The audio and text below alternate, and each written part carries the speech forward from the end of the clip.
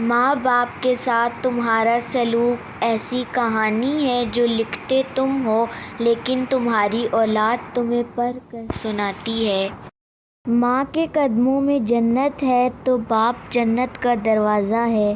ماں زندگی کی تاریک راہوں میں روشنی کا مینار ہے اور باپ ٹھوکروں سے بچانے والا مضبوط سہارا۔ والدین کو پیار سے دیکھنا بھی عبادت ہے۔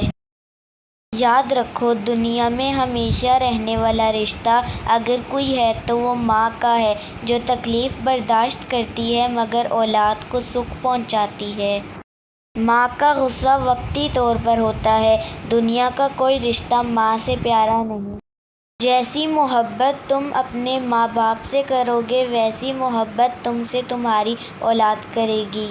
قدر کیجیے ان ہاتھوں کی جن ہاتھوں نے ہماری بنیادیں مضبوط کرتے کرتے اپنے ہاتھوں میں لاٹھیاں اور تسبیح پکڑ لی ہیں۔ قدر کیجیے اپنے والدین کی۔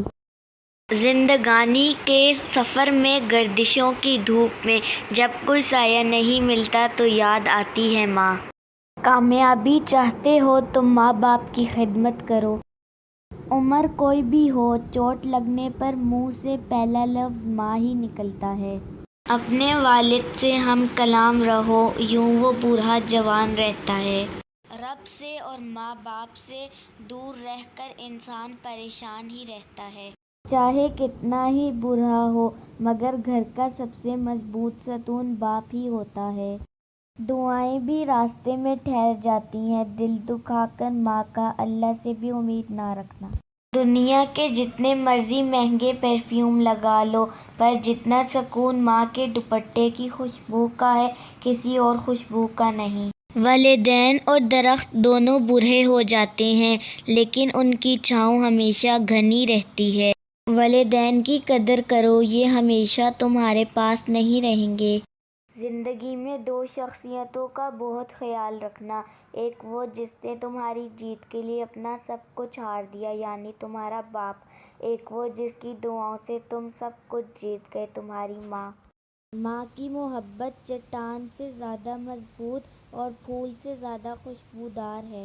کتنا بد نصیب ہے وہ انسان جو اپنے والدین کی خدمت کر کے دعا نہیں لیتا اور لوگوں سے کہتا رہتا ہے کہ میرے لیے دعا کرنا۔ ماں ایک ایسی ہستی ہے جس کی آغوش میں اپنے سارے دکھ بھول کر سکون ملتا ہے۔ اپنے باپ سے محبت کیجیے جو خود تو لاٹھی ٹیکنے لگا مگر آپ کو پاؤں پر کھڑا کر گیا۔ ماں باپ کی خدمت ایک ایسی سعادت ہے کہ دنیا کی تمام سعادتیں اس کے آگے ہیچ ہیں۔ خوش نصیب ہے وہ شخص جس کے حصے میں یہ سعادت آ جائے۔